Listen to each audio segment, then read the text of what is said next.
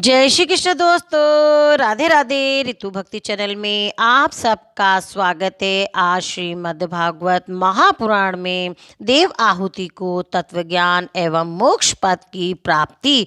मैत्री जी कहते हैं, विदुर जी, श्री कपिल जी भगवान के ये वचन सुनकर कंदर्प जी की प्रिय पत्नी माता देव आहुति के मोह का पर्दा फट गया और वे तत्व प्रतिपादक सांख्य शास्त्र के ज्ञान की आधार भूमि भगवान श्री कपिल देव जी को प्रणाम करके उनकी स्तुति करने लगी।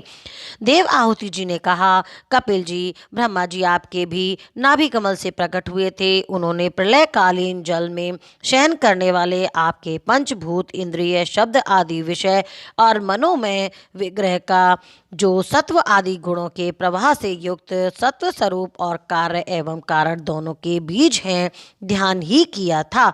आप निष्क्रिय, सत्य संकल्प, संपूर्ण जीवों के प्रभु तथा सहस्त्रों अचिंतन्य शक्तियों से संपन्न हैं। अपनी शक्ति को गुण प्रवाह रूप में ब्रह्मादि अनंत मूर्तियों में विभक्त करके उनके द्वारा आप स्वयं ही विश्व की रचना आदि करते रहते हैं। ये कैसी विचित्र बात है कि जिनके उदर में प्रलय काल आने पर ये सारा प्रपंच लीन हो जाता है और जो कल्पनांत में माया में बालक का रूप धारण कर अपने चरण का अंगूठा चूसते हुए अकेले ही वट वृक्ष में पत्ते पर शयन करते हैं, उन्हीं आपको मैंने गर्भ में धारण किया।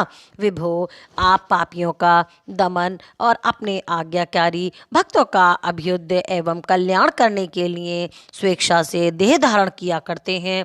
अतः जिस प्रकार आपके 12 आदि अवतार हुए, उसी प्रकार ये कपिल अवतार भी ममुक्षु जनों को ज्ञान मार्ग दिखाने के लिए हुआ है।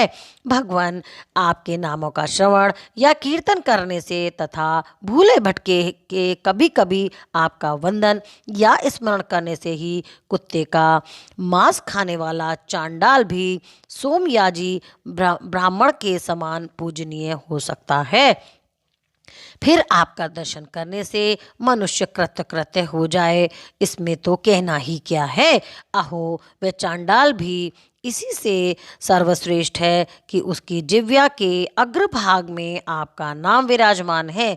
जो श्रेष्ठ पुरुष आपका नाम का उच्चारण करते हैं, उन्होंने तप, हवन, तीर्थ स्थान, सदाचार का पालन और वेद अध्ययन सब कुछ कर लिया है। कपिल देव जी, आप साक्षात परम ब्रह्म हैं।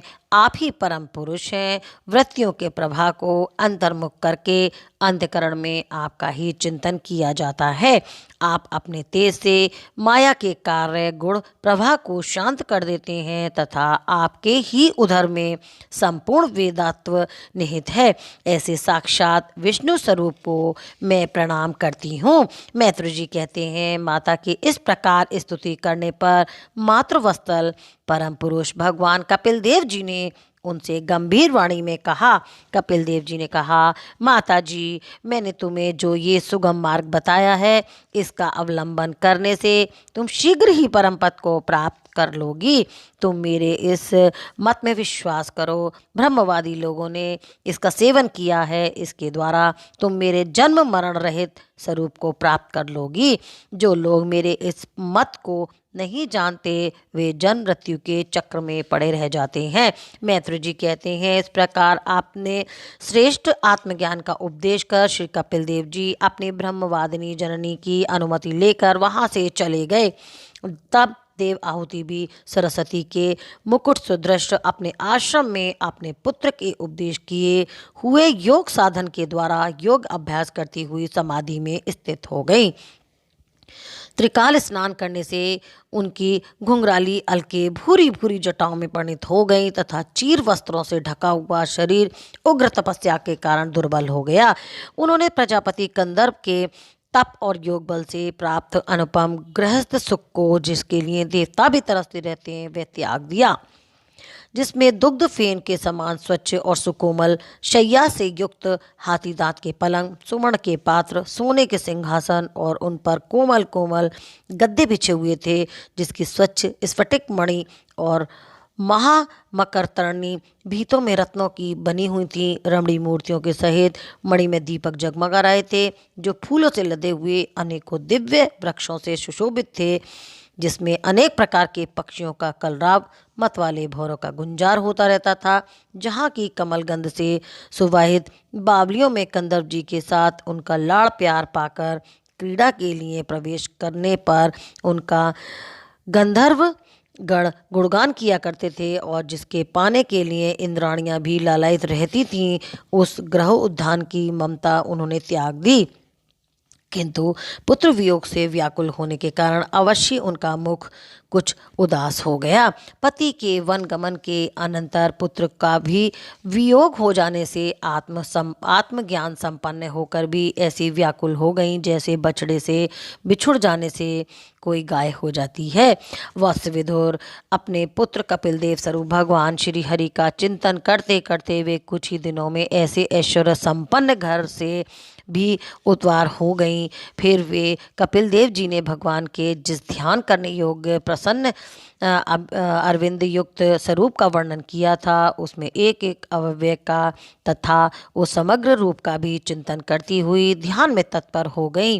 भगवत भक्ति के प्रवाह, प्रबल वैराग्य और यथोचित कर्म अनुष्ठान से उत्पन्न हुए ब्रह्म साक्षात्कार करने वाले ज्ञान द्वारा चित्त शुद्ध हो जाने पर वे उस सर्वव्यापक आत्मा के ध्यान में मग्न हो गईं, जो अपने स्वरूप के प्रकाश से ही माया जनित आवरण को दूर दूर कर देता है।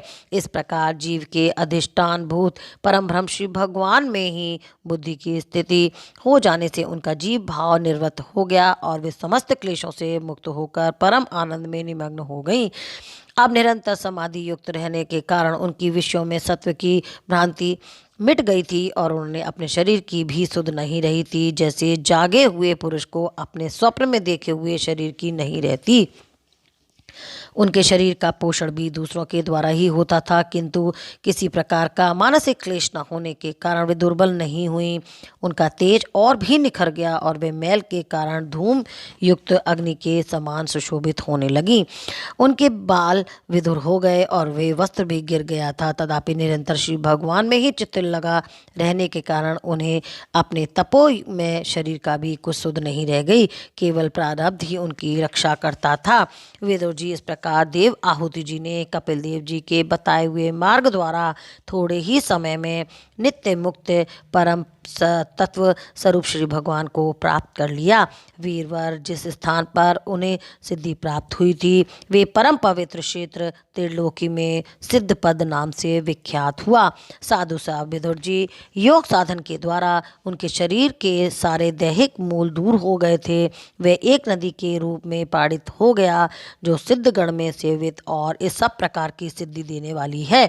महायोगी भगवान कपिल देव जी की माता की आज्ञा ले पिता के आश्रम में ईशान कोण की ओर चले गए।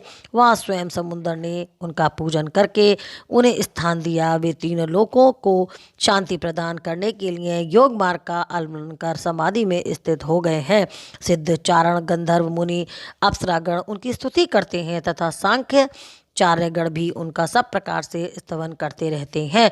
निष्पाप विदुर जी, तुम्हारे पूछने से मैंने तुम्हें ये भगवान कपिल और देव आहुति का परम पवित्र संवाद सुनाया। ये कपिल देव जी का मत आध्यात्म योग का गुण रहस्य है। जो पुरुष इसका श्रवण या वर्णन करता है, वे भगवान गरुड़ध्वज की भक्ति से युक्त होकर शीघ्र ही श्री हरि के चरण अरविंदों को प्राप्त करता है। इति श्रीमद्भागवते महापुराणे वैश्या कृष्ण संतते पारमहंसाय संहितायां तृतीय स्कंदे कपिलोपाख्याने त्रयोविंशति अध्याय संपन्न। बोल कृष्ण भगवान की जय। ओम नमो नारायण भगवते वासुदेवाय नमः। इति तृतीय स्कंद समाप्ते। हरि ओम तत्सत्। हरि ओम तत्सत्।